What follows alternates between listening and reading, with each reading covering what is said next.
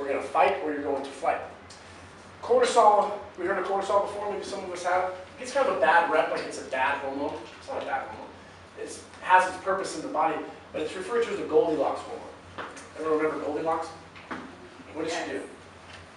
Stole the bear stuff.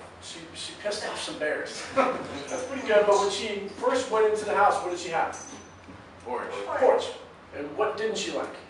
Too hot, too cold. She didn't like the hot one, she liked the cold one. She liked the one that was just perfect. That's what cortisol is. It's the perfect hormone. When in balance, it's optimal. It's an anti-inflammatory, helps you burn fat. It's really, really good for the body, but when there's too much of it, it screws everything up. It's a snowball effect. Guess what some things that release a lot of cortisol are? Stress. That will help relieve it. And exercising too much potentially could, doing an excessive amount of cardio potentially could. And so we're inducing a lot of cortisol in our everyday lives, but guess what? We're not freaking cavemen. We're driving, we're freaked out. Who drives over an hour to work? You know, that's pretty good. Well, down here I've seen a lot of people who are driving a couple hours a day, they start freaking out, they get stressed. So we're encountering that same environment as if we're in war or as if we're starved, we're producing a ton of that hormone. So we need to address stress. I'll talk about some supplements here that you can potentially include in your diet. ZMA, which is zinc and magnesium. Together, those are the two most efficient minerals in the body. You take those and that helps bridge that gap. It's great also to take right before you go to bed, which will help the next one. Fish oils, which are high in EPA, which is a type of fatty acid. St. John's wort, vitamin D, which you get from the sun. Chamomile tea. Maca, one of my favorites. You know what maca is? Chocolate factory? Huh? You're shaking your head. You don't know what it is, but yeah, I kind of like it. It's like it increases your sex drive. Yeah, it's corny dog. I like it. No wonder I don't know. You take that sucker and it increases your libido. So you can implement that with your first S, and it can help with your spine a little more. And also, what is the best type of stress reliever? Sex. Sleep. Okay. Exercise. Exercise. Same So let's thing, look at sleep. right? Exercise. How many hours does the average person here get?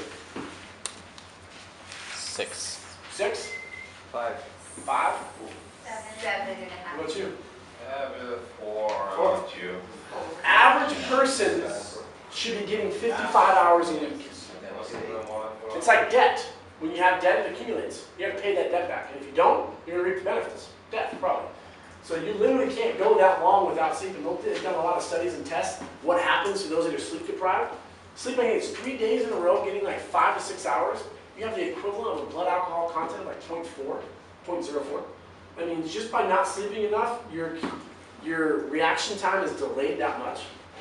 It's pretty crazy. Sleep is really, really, really important. And you hear stuff all the time from like Steve Jobs, no offense, but he was a huge advocate of not sleeping. He talked about that you got to work. Sam Elliott talked about that in the movie, if you ever saw Roadhouse. Yeah. There you go. What did he say? Pain no hurt. He also said, I'll sleep when I'm dead. If you don't sleep, you will die. So sleep has restoration of all your cells. It helps you feel better, it helps you move better, it helps you produce growth hormone, which is a miracle hormone. And here's a little sleep cycle down here. What's happening, your mental repair, your physical repair, there's your natural sleeping process. We need to aim for sleeping more. Here's some supplements that help with sleeping. We have melatonin. It's a natural hormone that's produced by the pineal gland in the brain. It's a great hormone to help with sleeping if you've anyone taken melatonin before? Any bad or good experiences on it? Pretty dreams. People say they're crazy dreams. Like Yeah, man does that. clowns are chasing you with knives and bunnies have weird feet and everything. It's like pretty weird stuff. Magnesium, though, which is a supplement on there that I found it's the most efficient mineral out there. A lot of people find that the dreams aren't as weird. Like you're playing cards with the president, you're happy, you're eating cotton candy. It's like the dreams are. I mean, I've at least anecdotally heard that they're not as weird. Sometimes you can like really sleep really good and you wake up like really good the next day, but sometimes you just sleep so good and then like you wake up like Drowsy, get that hangover. Yeah, so you got to try something that works for you. It's the most important thing. You got to get those hours though. Colder temperature helps. 70 degrees or less is going to be optimal for a sleeping environment. Be careful of exercising or caffeine. The half-life of caffeine is about, I think it's 8 hours. So if you have caffeine around 4 o'clock in the afternoon, it's going to still be in your system until around 12. So you don't want to experience it if you're having a hard time going to sleep. And exercising increases your body temperature, which will then make it harder to go to sleep. And it releases all those hormones as well. hey, you didn't get to go to sleep. But, okay, let's address that real quick. If you go back real quick, you have your sleep cycle of a normal 8-hour individual. You may be able to go to sleep, but physiologically what's happening, you're not able to get down into these deep restoration phases. So yes, you're sleeping, but you're not getting good sleep. Not so right, so yeah. Psychology is huge. You guys seen this famous cartoon before? You got 6 blind people and they're filling an elephant. One person says it's a spear, it's a snake, it's a tree, it's a wall, it's a rope, it's a fan. Each person has their own perspective. And the same thing goes with our attitude. That's one of the questions on there, Debbie Downer, you're negative. The girls are giving the guys crap, they say they worry about everything. But you can have 3 individuals do 3 different diets. You have my diet, you have the Atkins diet, and you have the paleo diet. And the person's mindset for my diet is not there. They just broke up with their girlfriend or husband, they have financial worries, they're not mentally there, they do the diet, they fail. They go to the next one, they go to, let's say Atkins, they go to Sir Atkins, and same thing. Financial worries, just moved, don't have a girlfriend, don't succeed. The last one, paleo, your mind's right. You just got a job, you just got a girlfriend, you start to have sex 3 times a week, you're super happy, you succeed on this diet. What was different between those 3 of those? It wasn't necessarily the diet, it was your mental attitude. Look at yourself. How many times have you tried a plan, but you weren't there mentally, and you blame the diet? That diet sucked. I tried it for 2 days. Is that fair? How was your mindset? Did you give it everything you have? And that's why I challenge people. Try something for 30 days. I love the scene, sorry. Yeah, what is this? The movie stuff. Forgetting Sarah Marshall. Seen that one? Yes, this is terrible. There's a great scene when they're out there surfing. He says, when God gives you lemons, just fuck it, let's party. just basically, your mentality, oh, I got a lemon, I'm screwed. How about you make lemonade, get some whiskey, you have a good time. The cards that were dealt, really our mentality is how we handle that. Supplements. Go see my dad. Psychologist for love. You need his card? You need my dad's card? Injuries. So, when you think of nice abdominals, what do most people do? Crunches. Correct. You go in there, you crank it out.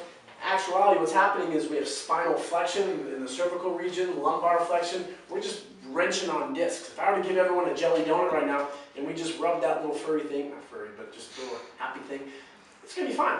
Keep on rubbing it though. A day later, a month later, a year later, you're going to have a nasty hole.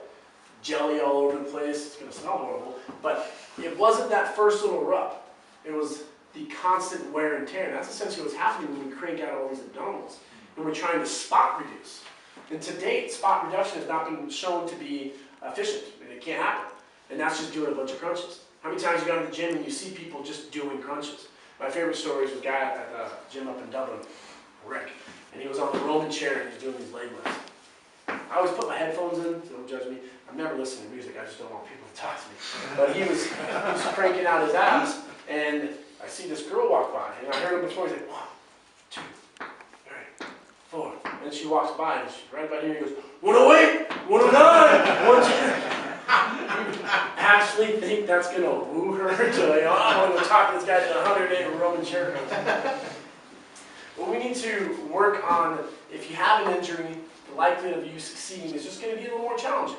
Doesn't mean you're screwed, it just means maybe we need to address that imbalance. And there's different syndromes that we can have. We can have upper cross, maybe we're texting all the time.